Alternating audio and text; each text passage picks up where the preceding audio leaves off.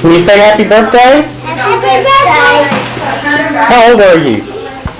Happy birthday. There, happy birthday.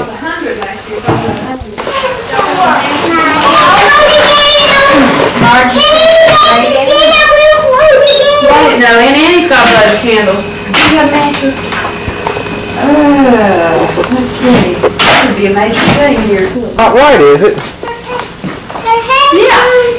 It is. 101. Oh, okay. Today's July the 13th, 1988, and we're celebrating Aunt Annie's birthday, 101st birthday.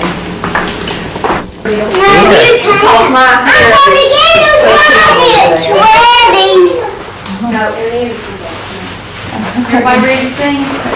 Mm-hmm. You might want to get back more. Happy birthday to you. Happy birthday to you.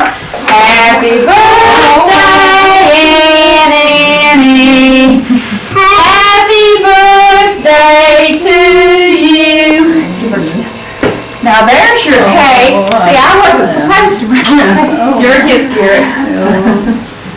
Oh, I was out. Isn't that just beautiful? Make a wish. Let her blow them out. She's gonna make a wish.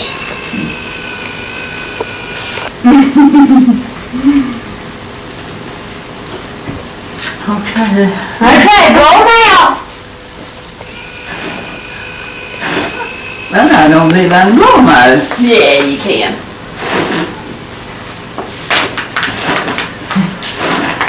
Well, One more to go. We'll turn it around here. yeah. Now, do I blow it? Blow it hard. Garrett, you... I might can. Oh, I guess. Garrett's gonna blow it. Garrett, you blow that one out. It really got to burn it. Did you blow it out? Yeah. Well, well. Well, well. Happy birthday. Rosemary's bringing it. Well, okay. I'm walking. Daddy, we have a fan like this. She sure did. She really did a lot. Daddy, we had a fan like this on the look. Staying down in the fall in the one summer, and they come to get you, and you hid from them. You didn't want to go, and they was about to take it. You started crying, and they said, well, they'd let you stay if I promised to bring you home the next day. And I did. Tell about your, House in Eden. no, tell us about your family back, you know, you had Mary and you and Jeff and Amy. Well, Rosemary was oldest. Uh-huh. She married first, and I didn't marry until I was 30 years old. But I had a lot of boyfriends, but it was awful hard for me to decide which one I wanted. Yeah. Well, that sounds interesting. And your mama's name was,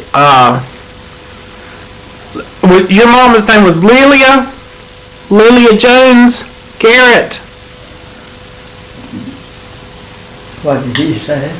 Your mom's name was Lilia Jones Garrett. Yeah. That's for her father. And your father's name is My father's name was Thomas Jefferson Garrett. that's right. And y'all lived over in Price. And my brother, of course, he died when he was 44 years old. Which one, Jeff? Yeah. Was there just one son? Just I just had one brother. Well, I had one brother that died when he was a baby. 6 months old.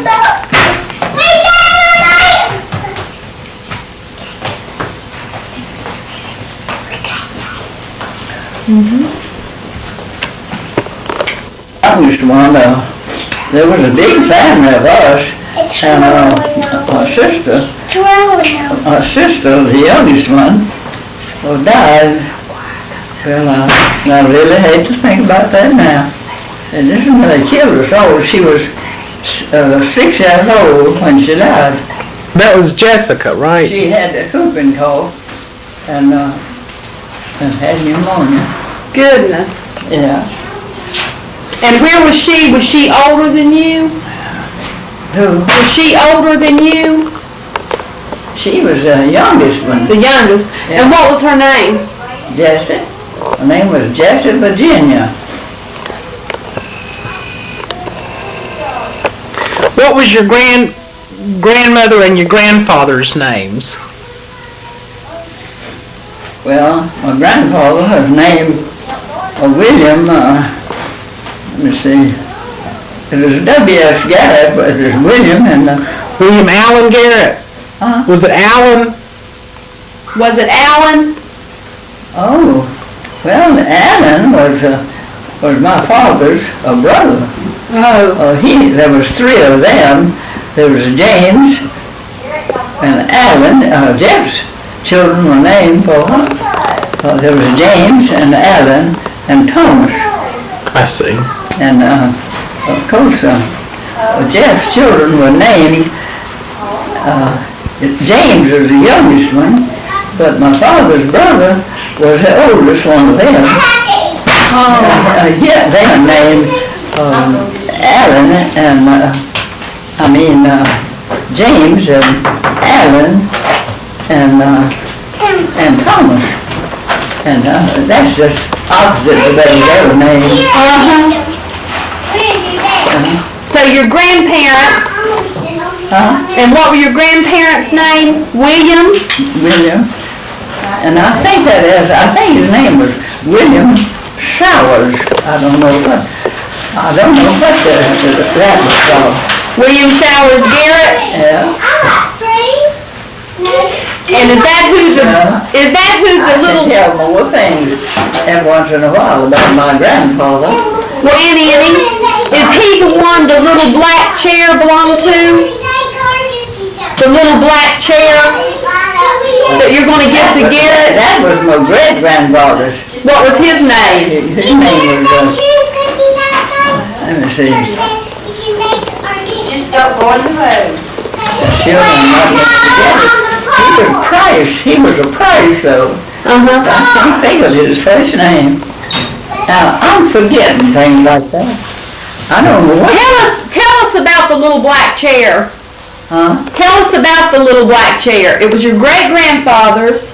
It came from a great-grandparents, and it was handed down till we had it at home. My parents had it. What did your great-grandparents And do? Mama gave me that chair.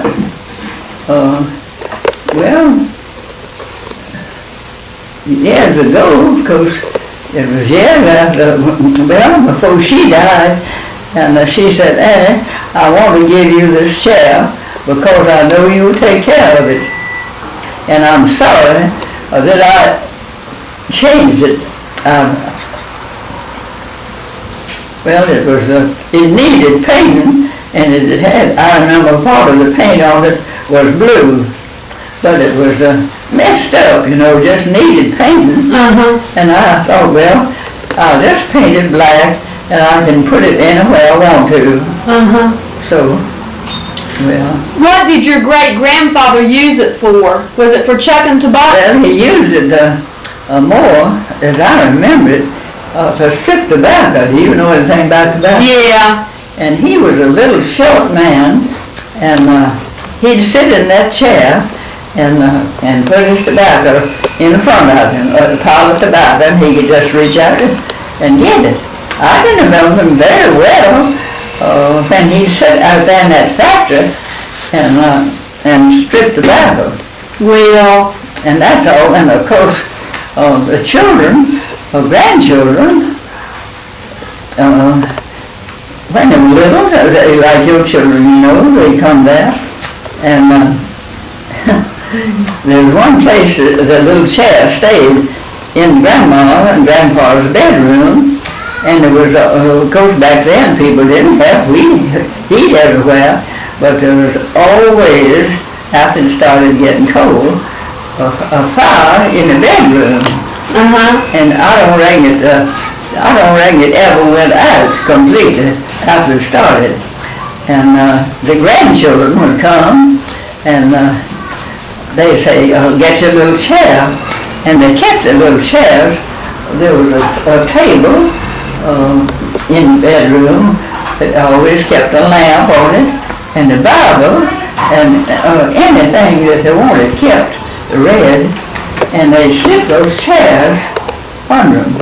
oh, And when the children, when there wasn't any grandchildren there, and then when they'd come, they wouldn't get one of them out without they told them either. And come around and sit in front of the fire.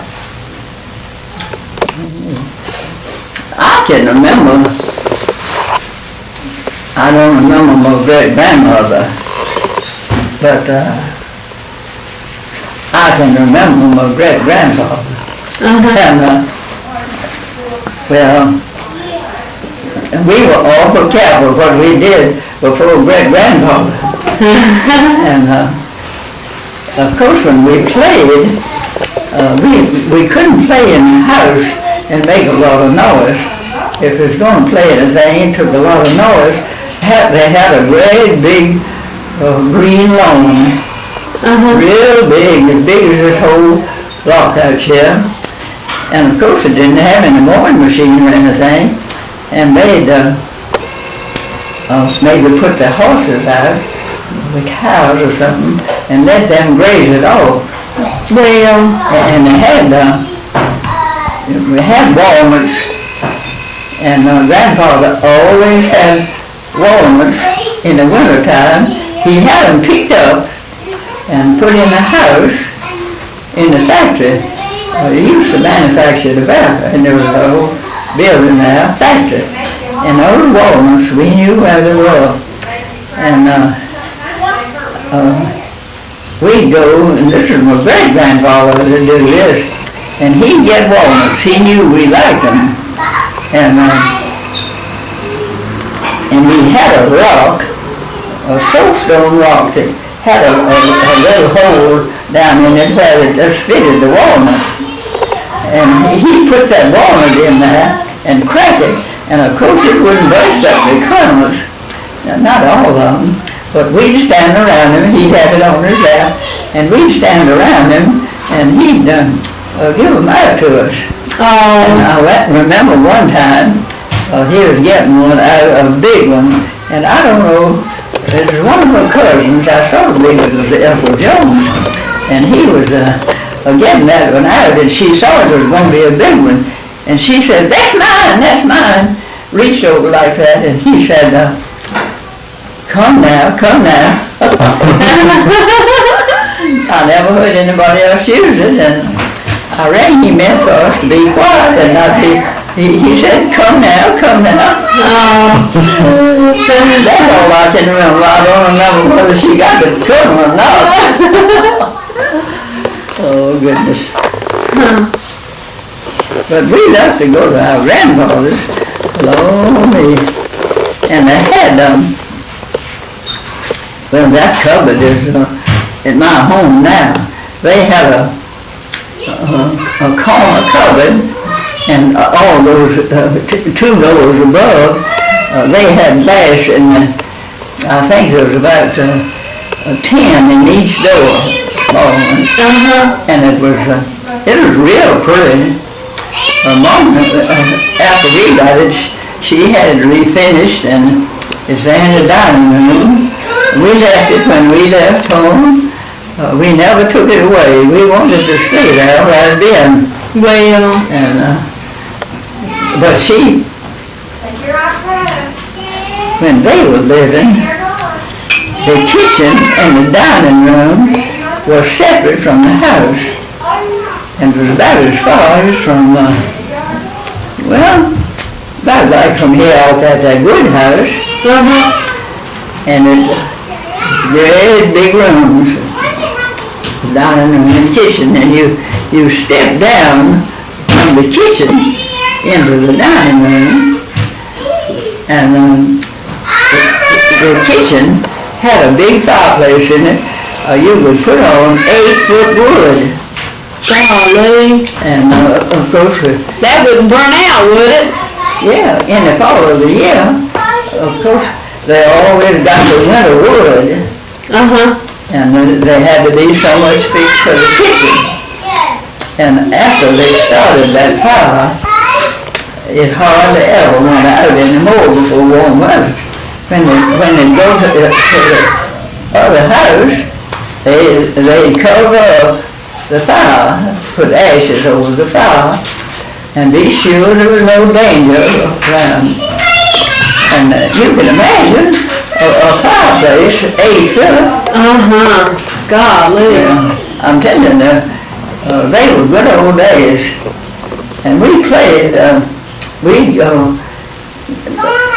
first cousins, we just grew up together. And they'd come and stay, and we'd go in the kitchen to play at night. They'd let us, so they wouldn't bother them. And we used to stay out there, and sometimes they'd have to call us to come on and go to bed.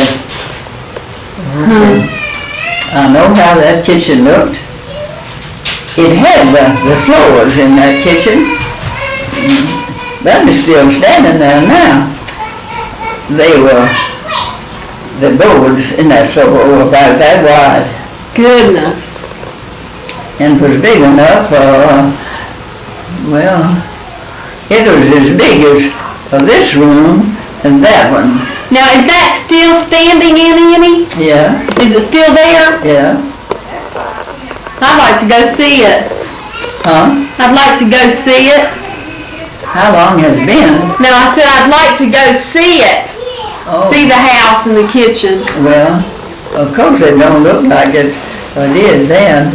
James, of course he couldn't, I don't know how, my grandfather, you see, when they died, my father got the place, the home place, and he kept it pretty good, as long as he lived.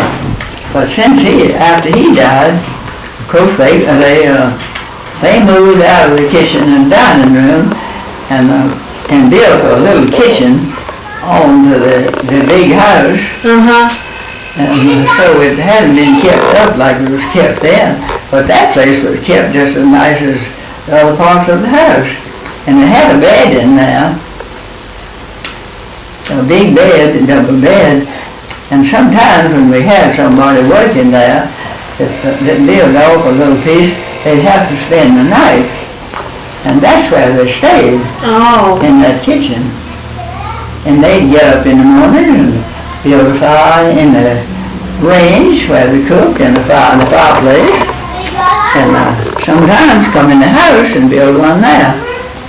Goodness. Well, it sounds like it might have been, that was good living though. Yeah. What did your father do? What did he do? Well, he manufactured tobacco in Stonebrook. There were 3 men. It was Joyce, Garrett, and Stone. But after he got too old for that, well, we had that big farm. There's 500 acres. Oh, gosh. And there was 5 tenant houses on it. And of course, in his last days, it just went. And of course, the tenant houses went down. And now James lives there, and I don't think he does any farming at all. Maybe has a garden. Yeah. Well, it was a wonderful place back then, but it's not looked like it used to. They live out there in the country, but they want to do more like they do in town. He works in town, and well, you can't do both. Huh? You can't do both and do it well. That's right, that's right. And they had tobacco, raised tobacco, and had these, I think there were 5, about 5 tobacco barns. Well, you know anything about tobacco? I've seen it when I've gone to the coast. I've seen it hanging in the barns drying. Well, you'd hang it, you'd cut it, when it was green, let it be turning yellow, and hang it on these sticks and put it in the barn, and let it stay there a few days until it got more yellow. And then they'd make a fire. They had these flues, 2 in the barns, and they'd build a fire, and anybody that knew how, then everybody knew how to cure it. You'd have a slow fire. Sometimes it would take about a week to get it cured right. Goodness. And I rang there. I asked James some time ago, there's one place where there was a barn, and we called it the Barnes place because somebody had lived on it by the name of Barnes.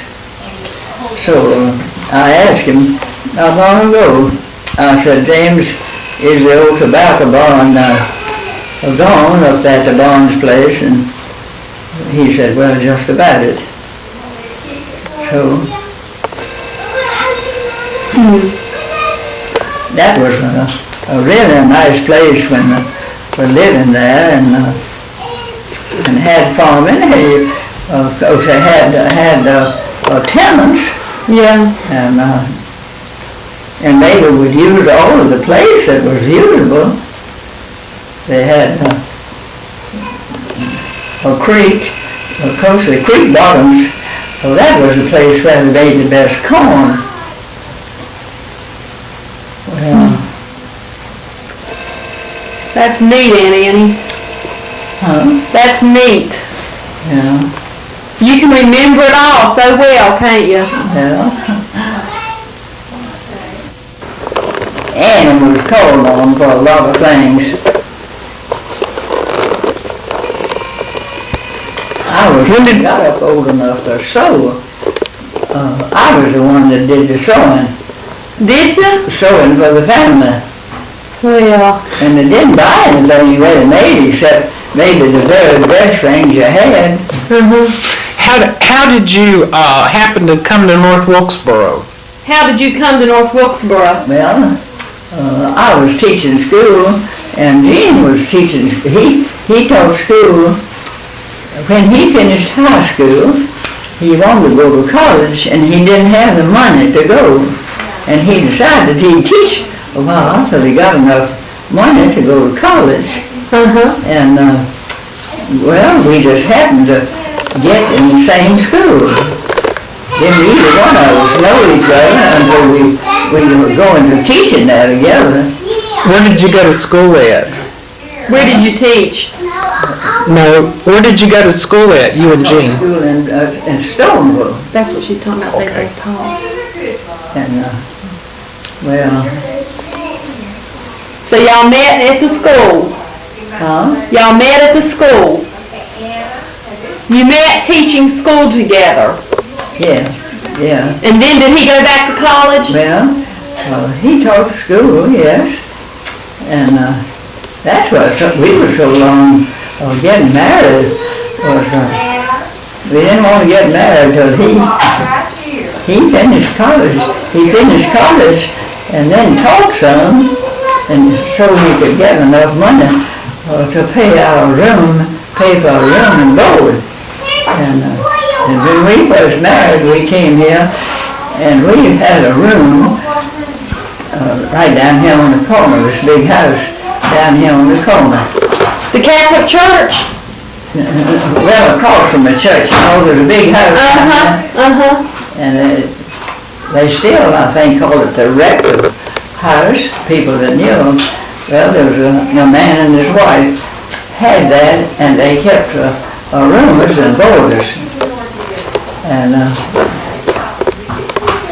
and I think we stayed 2 years, and somebody was living in this house, and they were going to move to Manoa, and we heard about it, and I don't know how it started, but we bought it anyway and paid for it. So that's Well, and you stayed here ever since yeah, stayed right here. and bought the farm. I told William the other night, and I was talking about this church over here, I said, William, if I was 25 years younger, I would live here. He said, oh yes, you would. I said, I don't mean I'd leave town, but I'd move out of this house. It's no more like it was, does it? Now, when I look over there, I can't see a thing but that church. And before it was there, I could see all that square. Goodness. And up here, I knew the people. There was 2 houses above me. In that parking lot, there was 2 houses on that parking lot. And they were sold. People moved out and sold them and tore them down. Sold that lot to the church. And they turned it into a parking lot. Well, I don't know who lives in those other 2 houses. They moved in and out sometimes, and Jane was here. Well, I think it's been a year or more ago, and somebody moved in that house, and I said something about them. I said, well, we all know our next door neighbors, but I can't go to see them. Jane said, well, I'll go. So Jane went and had a little visit with them. And I've never seen that woman, heard anything from her. She never did come back. We thought she'd come to see us, you know, but she never did. So I don't know anybody up there, and I don't know anybody over on that street except the Youngers, and of course that house in lot's mine. And there's Dr. Landon living over there, and well, you might as well not know him. She doesn't, somebody said her friends lived in Winston, and she doesn't mix with the people here. She goes to Winston, and they have a place at the beach. I reckon she's been there most of the summer. Somebody said she had. So that's what I was talking about, moving away from this house. But when we came here, it wasn't long until we knew the name of every person living in this town. Goodness. It's grown a lot, hasn't it? Yeah.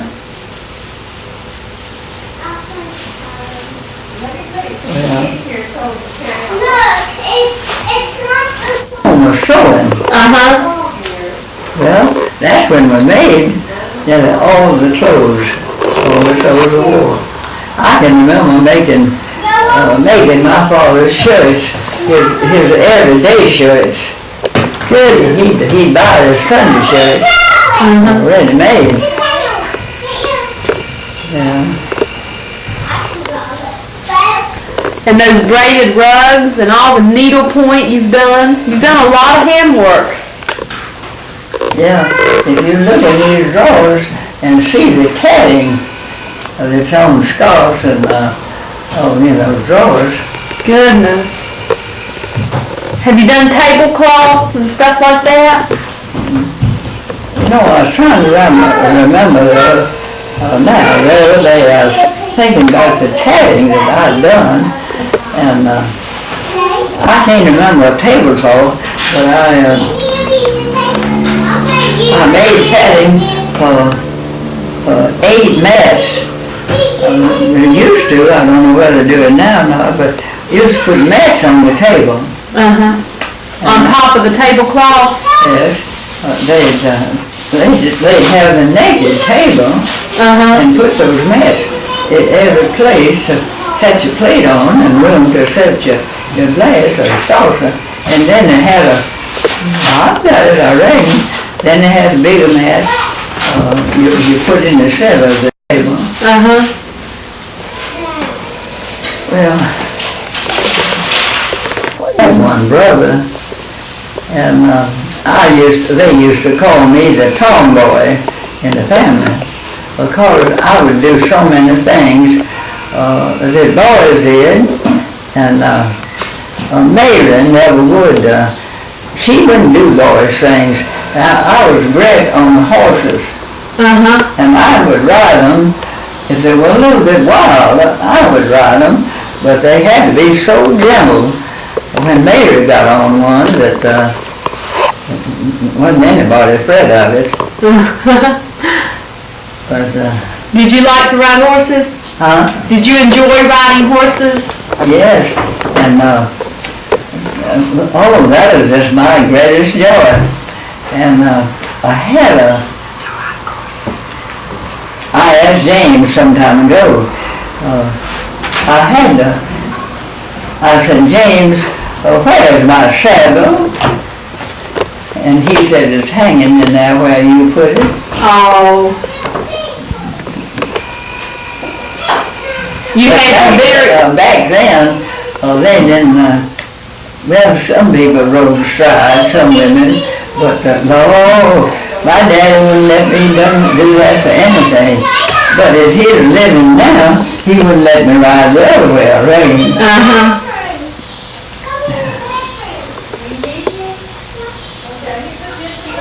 But horses, they loved me. There was one horse at home that, of course, it knew me from anybody else. It was the best, the riding horse. And sometimes it'd be out grazing in the pasture where they turned them to graze, and some of them, maybe my daddy or some of them would want to catch it to want to use it for something, and it wouldn't let them. But I could go out there and walk up to it and catch it. Of course, I was awful proud of that. Well, Aunt Annie, did you only live one place when you were growing up? Right. Did you all always live in the same house? No, not always. I reckon when my father and mother died, when they married, I don't know whether my grandfather built the house for them or not, but there's a house, well, it's about as far as from here down with that rock, low rock. And Is that in Eden? Was that in Eden? Eden? No, it's out in the country, 7 miles from Eden. Oh. It's right on well, when we were children, and our cousin would come there, we loved to play, and we lived right on the Virginia and North Carolina line, and we could stand on our farm one foot and put the other one over in Virginia. Oh, I didn't know that. And we thought that was great. Well, I don't believe it had but 4. Of course, there was more added to it, but we lived in it until our parents died. I mean, and their parents. And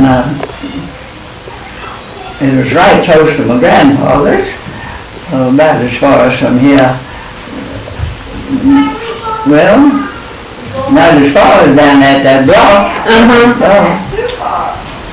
And everybody else, of course, we had that home up there, but we didn't have much. And when they had settled up my father's, their estate, all of them, well, my father got the home and the farm. So your grandfather had lived in that house before you all did? Oh, yes. My grandfather, I think, built it. Yes, he brought up all of his children there. Oh. And there were 7. He had 7. What did he die from, Aunt Annie? What did your your father die from? My father? Well, I reckon just old age. Your mother too? Yeah. Any heart attacks or, They died, who's some both that died in the hospital in Eden. But they never was sick much at home.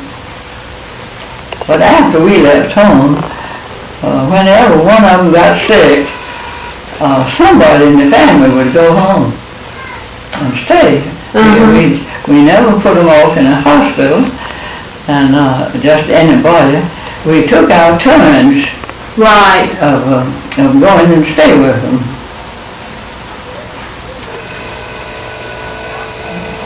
I'd usually stay 2 weeks when I'd go. what do you attribute your good health to, Annie? Huh? What do you attribute your good health to? Why do you think you've lived to be 101? Why? Uh-huh. I don't have any idea. I think you eat so well. You know, I think you eat your big meal for lunch, right? Yeah, And a small dinner. yeah, I think that's good for people. yeah. I don't eat between meals either. And you like a little something sweet after each meal? Yeah, Just a little something. yeah. Well, I drink milk as a rule. I drink milk at dinner always, the middle of the day. Uh-huh. And I just drink, well, 1 cup of coffee. And I don't ever add more coffee to it. Uh-huh. Well, I never have, I reckon the worst, ever was sick was when Henry had the flu in 1918. Oh, goodness. That's when everybody died most. Uh-huh. And I thought I was going to, but I pulled through. That's the sickest you've ever been? Yes. Of course, I've been in. I broke my hip several years ago, and that really, that I never have. That's what started me being crippled. Uh-huh.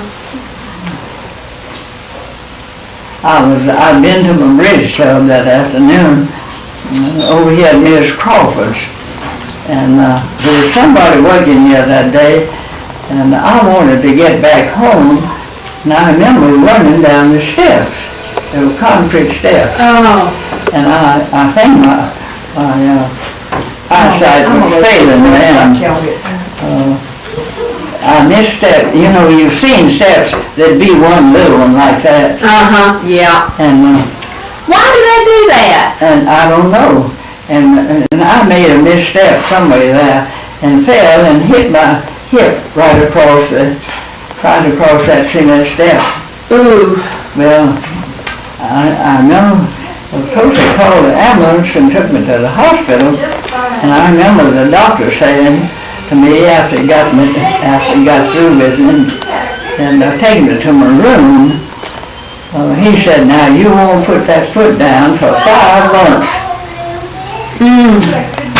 And I'm telling you, that was something. But you did excellent. But, You did excellent. As always, you pulled right through there. what?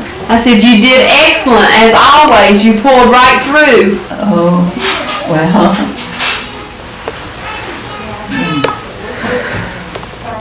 How did Mary end up in Rutherford?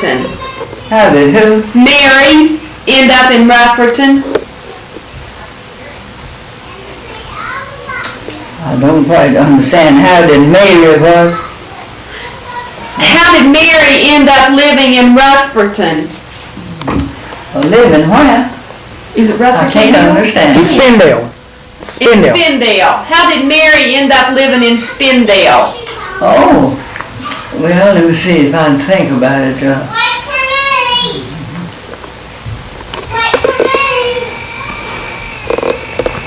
Well, they lived in Eden, Uh-huh. and Mr. Mitchell died, of course, Bill and Landis were both gone from home. And Landis was so good to look after her, and went real often, and if she got sick, he was there as quick as he could get there. And he told her one day, he said, "Mother, I want to take care of you, but if I do, you'll have to come to me. I can't, every time you need me, I can't come over there, over 100 miles. So she took it pretty good, and I don't know whether she bought this house. I believe she lived in it a little while, and then she bought it, and then she finally got so she couldn't live by herself, and Landis bought the house not very far from him, and had a woman stay with her. I didn't realize that. So Bill and Landis were raised in Eden. Yeah? I didn't know that. On the farm? Yeah, no, in town. In the town of Eden. Yeah. And Eden is, well, it's bigger than North Wilkesboro. Well, there's 3 towns right there together. There's Eden, it used to be called Wilkesboro. A few years ago, they changed the name. There was Eden and a mill town where there wasn't anything but cotton mills. They called that Spray. And then there was another one, Draper. And they were mill towns where their business was cotton mills. And they made different, they made sheets and pillowcases and bedspreads and I don't know what all. I went there as long as I lived. I had taught school there, and the school teachers got a discount on everything they bought in the stores. Everything that belonged to Fieldcrest.